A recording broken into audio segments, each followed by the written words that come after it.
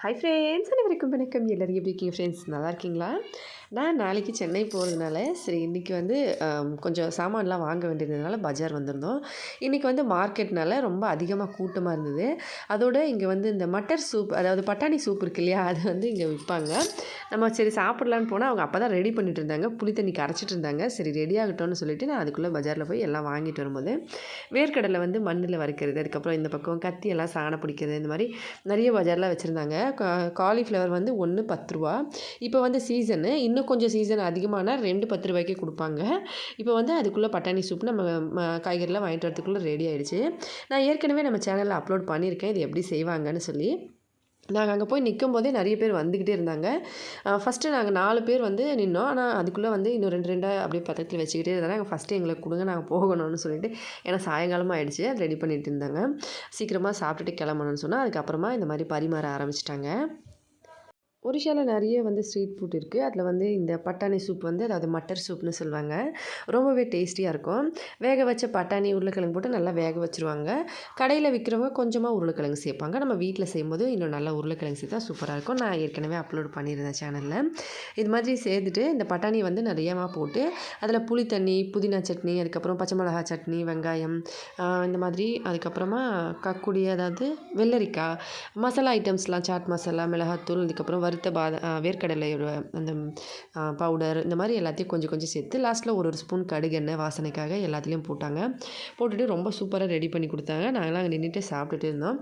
நான் ஃபஸ்ட்டு 4 தான் சொன்னோம். அதுக்கப்புறம் ஆளுங்க வந்துகிட்டே இருந்ததுனால அவங்க ஒன்று ஒன்றா வச்சு திருப்பி 2 3 போட ஆரம்பிச்சிட்டாங்க. அதுக்கப்புறம் ஃபஸ்ட்டு கொடுக்க சொன்ன அப்புறமா வெள்ளரிக்காயெலாம் இப்போ சீசன்னால் நிறைய வந்து கம்மியாக ரேட்டில் தான் விற்கிறாங்க. நிறைய கட் பண்ணி இந்த மாதிரி விற்றாங்க. நான் வந்து ஃபஸ்ட்டு பானிபூரி கடை பக்கம் போயிட்டு ஃபஸ்ட்டு பானிபூரி சாப்பிட்டாச்சு. அதுக்கப்புறமா முடிக்கிற டைமில் காய்கறிலாம் வாங்கிட்டு லாஸ்ட்டில் வந்து பட்டாணி சூப் கொஞ்சம் குடிச்சிடலாம் அப்படின்னு சொல்லிட்டு தான் வந்தோம். ஃபஸ்ட்டு பஜாருக்கு வந்த உடனே ஃபஸ்ட்டு பானிபூரி தான். பானிபூரி முடித்த அப்புறமா கொஞ்சம் இங்கே வந்து பார்த்தா மூடி இருந்தது கடை. அதனால் அப்படியே சுற்றி காய்கறிலாம் வாங்கிட்டு கொஞ்சம் சாமான்லாம் என்னென்ன வேணுமோ, சென்னை போகிறதுனால கொஞ்சம் நிறைய பொருட்கள்லாம் வாங்கிட்டு ட்ரெயினில் ட்ராவல் பண்ணுறதுக்கு கொஞ்சம் டைம் எடுக்கும். ஒரு நாள் ஃபுல்லாகிடும். அதனால் கொஞ்சம் என்னென்ன சாப்பிட்றதுக்கு வேணும் நம்ம வீட்டில் வந்து சமைச்சு கொண்டு போகணும். அதனால் அதுக்கேற்ற மாதிரி நான் எல்லாம் வந்து வீட்டில் ரெடி பண்ணிட்டு வைக்கிறதுக்காக எல்லா பொருட்களும் வாங்கிட்டு இப்போ கொண்டு போகணும்.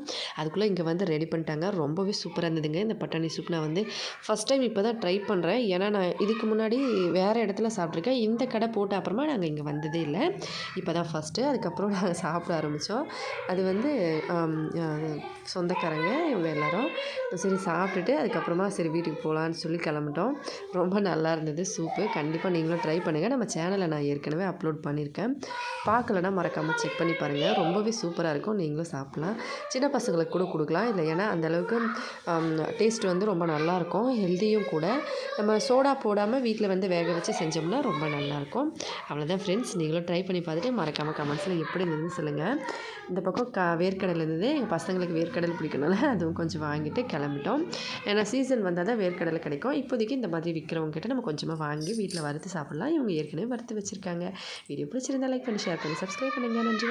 அடுத்த வீடியோவில் பார்க்கலாம். நன்றி, வணக்கம்.